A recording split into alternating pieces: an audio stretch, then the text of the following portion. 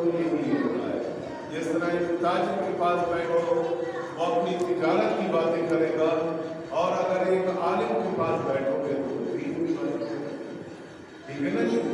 تو اس لیے آج اس موضوع پر بڑی ضروری باتیں ہیں، مان افروز باتیں ہیں، بڑی توجہ کی ضرورت ہے.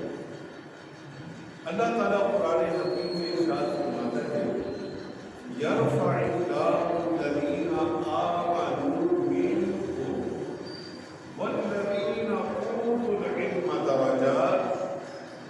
اللہ تعالیٰ تمہارے ایمان والوں کے درجات بلند فرمائے گا اور ان کے درجات بلند کرے گا جن کو علم دیا گیا، ان کے درجات بلند فرمائے گا. اب دیکھیے اس آیت کریمہ کے اندر کہ اللہ تعالیٰ نے کیا فرمایا. فرمایا جو آپ نے ایمان ہے نا ان کا بھی بڑا مقام ہے، ان کو بھی بڑا درجہ اللہ نے دیا ہے کہ جو کفر سے نکل کر اسلام میں آ گئے، جنہوں نے اسلام قبول کیا ان کا بھی بڑا مقام ہے، بڑا درجہ ہے. لیکن ان اہل ایمان میں سے جن کے مقدر قسمت کے اندر علم رکھ دیا گیا کہ تم اس لائن میں آؤ، تم قرآن و حدیث کا علم حاصل کرو، پھر آگے پہنچاؤ، تم اس علم میں آ جاؤ، تو ان کے بارے میں پھر اللہ نے فرمایا کہ والذین اوتوا العلم درجات، اور جن کو علم دیا گیا اللہ تعالیٰ ان کے درجات بلند کرے گا.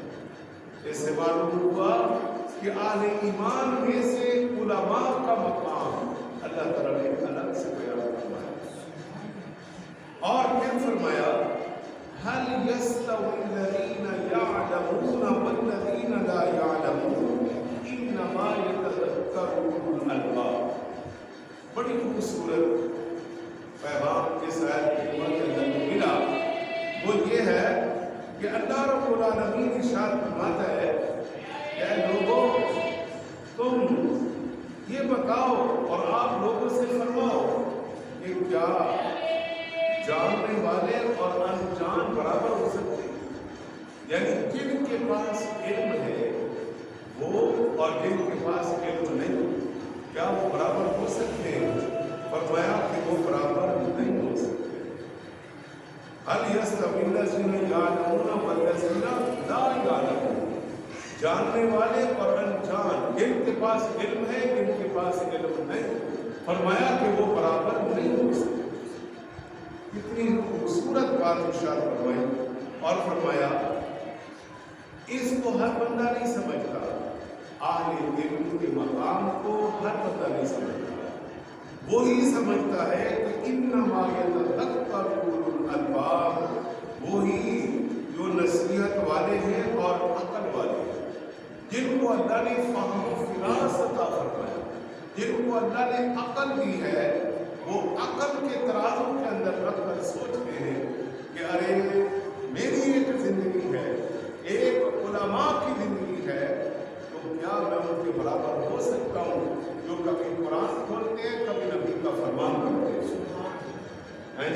جن کی شب و روز اس طرح سے گزر رہے ہوتے ہیں، جن کی راتیں اس طرح سے گزرتی ہیں، جن کے دن اس طرح سے گزرتے ہیں.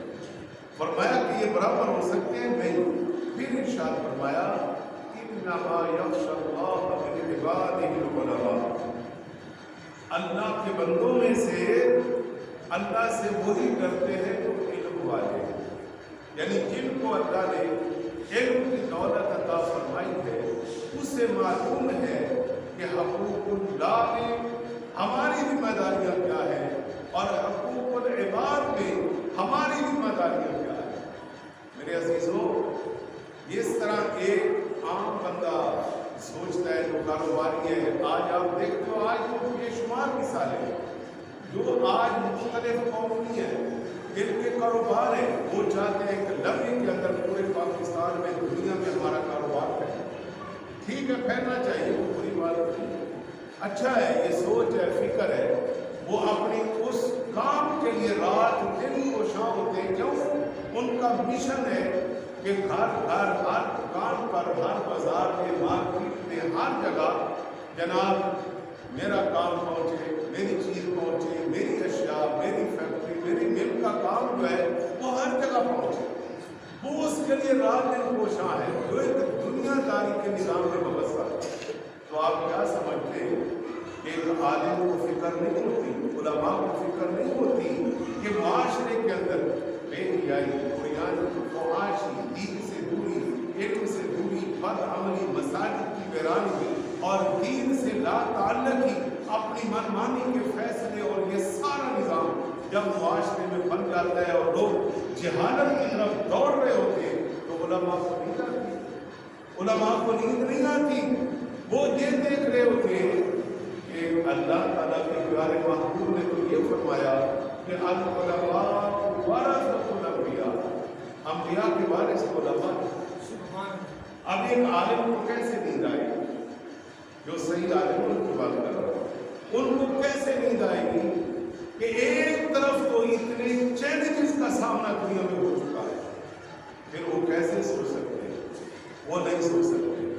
جب یہ حالات آ جائے، یہ حالات آ جائے کہ کہیں قرآن و سنت و علم کی بات نہ ہو، یاد رکھیے ابھی اسی سنڈے کو پیچھے ایوان اقبال میں ایک بہت بڑا پروگرام ہوا ہے اور اس میں ڈاکٹر طاہر قادری صاحب نے جو 60 جلدوں کے اندر حدیث پر کام کیا ہے، 60 جلد بہت بڑا کام ہے، 3-4-5 صدیوں میں اتنا ہیوی کام حدیث پر اور ان حدیث کو جمع کرنا، اکٹھا کرنا، پھر 8 جلدوں میں اصول حدیث کو لے کے آتا ہے، 8 جلدیں اتنی بڑی بڑی اور جن میں حدیث کے اصول بیان فرمائے، اور آج ہر بندہ اٹھتا ہے وہ حدیث بیان کرتا ہے۔ ارے بھائی خدارا سوچئے کہ وہ 8 جلدیں جن کے اندر حدیث کے ضابطے ہیں، حدیث کے اصول ہیں، جن میں بتایا گیا ہے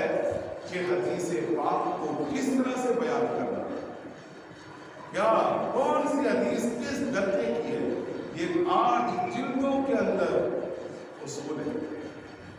اور وہاں پر مختلف کارکنگار صحافی لوگ تھے، اظہار خیال کر رہے تھے، اور اس میں ہمارے محترم جسٹس عزیز قاضی بھی تھے۔ تو پہلے مجیب الرحمان شامی صاحب تھے اور بوریا جان بھی تھے، انہوں نے بھی اپنے اپنے رائے کا اظہار کیا، اور مجھے خوشی ہوتی ہے ایسی بات اپنے مالک سے کروں، دوستوں سے کروں، مجھے خوشی ہوئی۔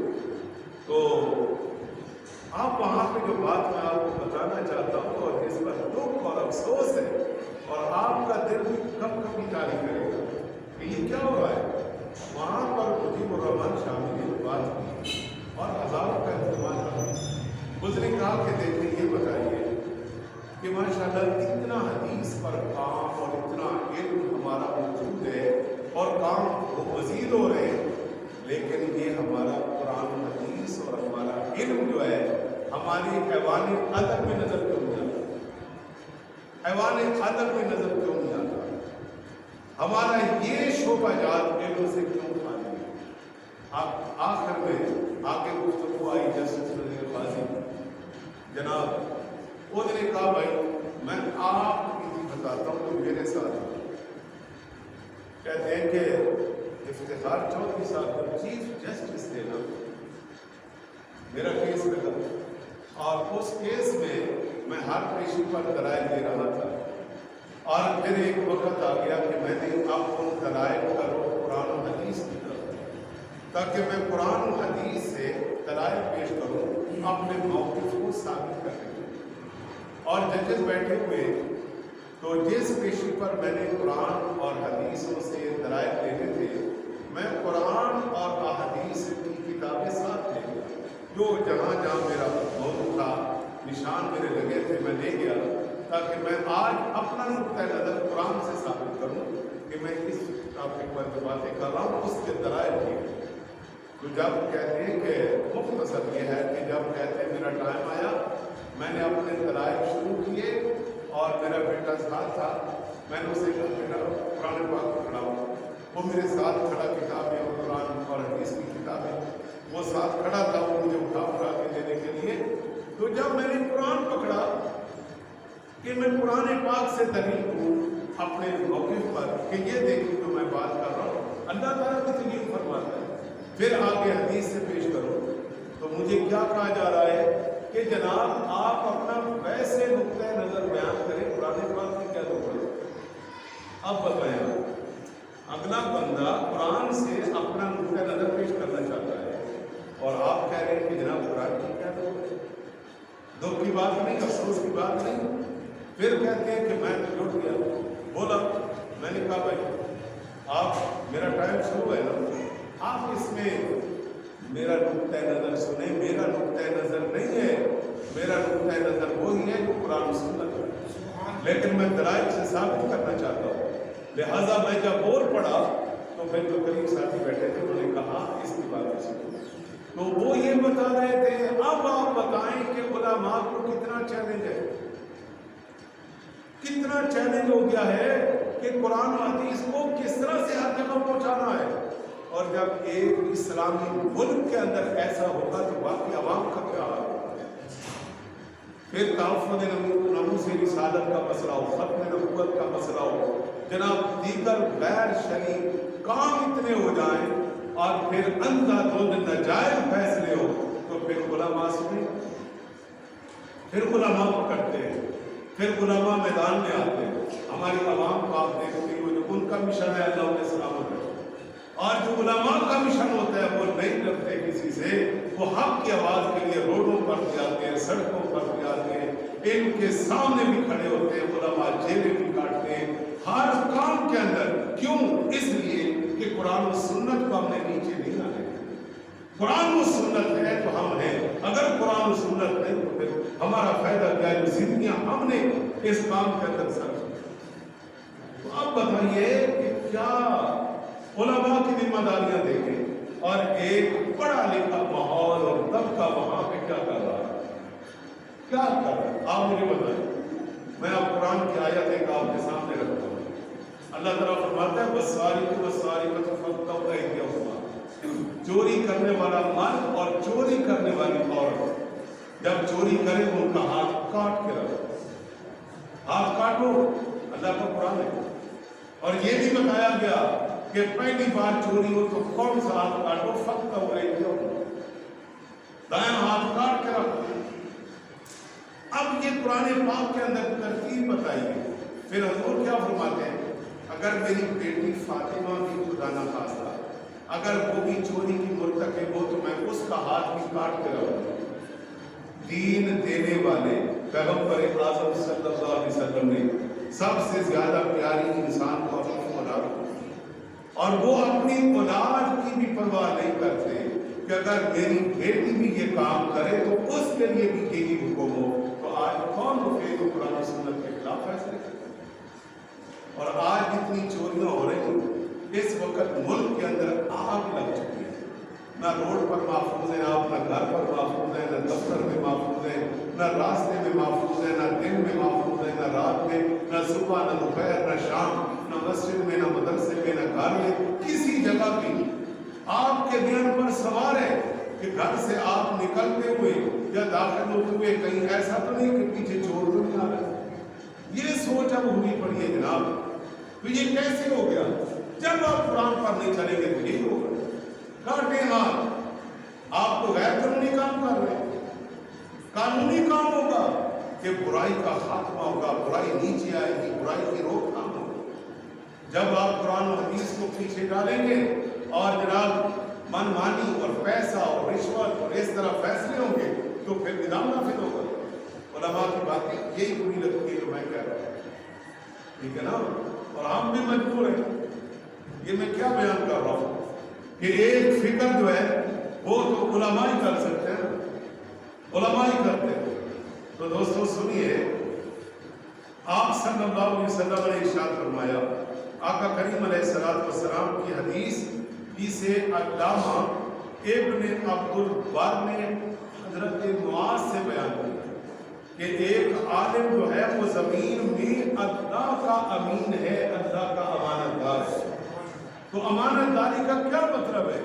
امانت داری کا یہ مطلب ہے اگر کہیں کوئی غلط کام ہو رہا ہے تو وہ اپنی آواز بلند کرے, ٹھیک ہے نا.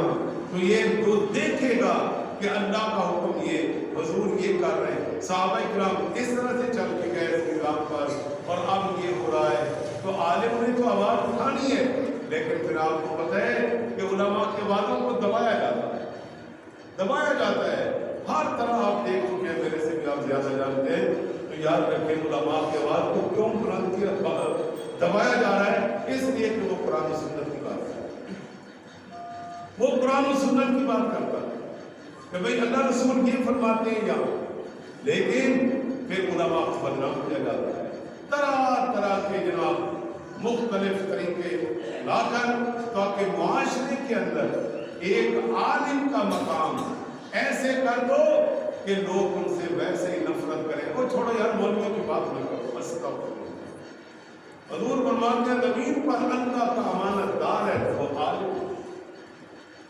تمہارے کہنے سے کیا ہوگا؟ کچھ بھی نہیں ہوگا۔ اللہ تعالیٰ جن کو محبوب فرمائے اور جن کے درجے اور مقام اور عزت اللہ نے اپنے پاس رکھی وہ دینے والا ہو، وگرنہ تو کب کی علماء ختم ہو گئے ہوتے، مر مٹ گئے ہو، علماء تو پہلے سے بھی زیادہ وقت کے ساتھ ساتھ اپنا کام کر رہے۔ تو اسی طرح آپ نے صلاۃ والسلام کی دوسری حدیث سنی، اس کو طبرانی نے عن ابی بکرہ، حضرت ابی بکرہ سے امام طبرانی نے اس حدیث کو بیان کیا، اور حضرت بزار نے فرماتے ہیں کہ اے بندے، تو اس حال میں صبح کر کے تو عالم بن، اس حال میں صبح کر کے تو کیا بن؟ عالم بن، یعنی یہ نہیں ہے کہ تم کو فلان عالم نہیں، خود بھی عالم بن۔ اگر تو یہ نہیں کر سکتا کہ تو خود عالم بنے تو فرمایا پھر متعلم بن، دین حاصل کرنے والا بن، اگر یہ بھی نہیں تو پھر علماء کی باتیں سن، اگر یہ بھی ٹائم نہیں تو پھر علماء سے محبت کرنے والا بن، پانچواں نہ بننا کے حالات ہے، یعنی علماء کے خلاف نہ چلو، ان کے خلاف زبان نہ کرو، تمہیں نہیں پتا، رب جانتا ہے کہ ان کا معاملہ کیا ہے، اس لیے فرمایا یا تو خود عالم بنو یا متعلم بنو، ہے جی، اور فرمایا یا علماء کے پاس بیٹھ کر ان کی باتیں سنو۔ اگر یہ بھی نہیں کر سکتے تو پھر کم از کم یہ ہے کہ علماء کا ادب رکھو دے ہوئے، پھر بھی گمراہ نہیں ہو سکتے۔ کیوں؟ تمہارے دل میں علماء کا ادب ہے، علماء کا احترام و اکرام ہے، کہیں کوئی بات کھلتی ہے تو تم علماء کے خلاف بات نہیں سنتے، اپنے کام بند، یا کہتے ہو کہ بھائی تو عالم کے خلاف بول رہا ہے، کیا تو کوئی قرآن کی ایک آیت پڑھ اس کا ترجمہ اور تفسیر نہیں، کوئی نبی علیہ السلام کی حدیث پڑھ کے سنا، علماء کے خلاف تو زبان کھولتا ہے، تیرے پاس ہے کیا؟ یا تو اس کو ایسی چار سنا کر اس کی زبان بند کر، اگر یہ نہیں تو پھر حضور کو فرماتے ہیں کہ پانچواں نہ بن کے حالات ہو جائے، نہ علماء کے خلاف بولو نہ علماء کے خلاف کچھ سنو۔ یہ حدیث پاک ہے جس کو حضرت ابی بکرہ نے اور امام طبرانی نے بیان کیا، اور پھر آقا کریم علیہ السلام نے ارشاد فرمایا، طبرانی الاوسط نے اس حدیث کو بیان کیا، وہ فرماتے ہیں کہ تین آدمی کہ جو تین آدمی ایسے ہیں جن کے حقوق جو ہے وہ ایک منافق کے علاوہ کوئی ان کی بارے میں کمی نہیں بیان کرتا، فرمایا وہ منافق ہی ہوگا جو ان تین آدمیوں کے خلاف زبان درازی کرے گا۔ ان علماء کے خلاف تین آدمی، نمبر ایک فرمایا کہ ایک بزرگ آدمی ہے، بال اس کے سفید ہو گئے، بڑی عمر ہے، بزرگ ہے، فرمایا کہ اس کے خلاف کوئی زبان کھولے گا تو وہ منافق ہے، وگرنہ ہر بندہ ایک بزرگ سمجھ کر اس کا ادب کرے۔ تو ہمیں ادب کا حکم ہے، اگر زبان کھولیں گے تو حضور کی زبان میں ارشاد میں وہ منافق ہے جو کسی بزرگ کی توہین کرتا ہے۔ اور پھر ارشاد فرمایا نمبر دو علماء، فرمایا کہ علماء کے خلاف زبان درازی کرنا، علماء کے خلاف زبان درازی کرنا، ان کے بارے میں طرح طرح کی باتیں کر کے معاشرے کے اندر ان کے خلاف لوگوں کو کرنا، تو فرمایا یہ بھی منافق کرتا ہے، اہل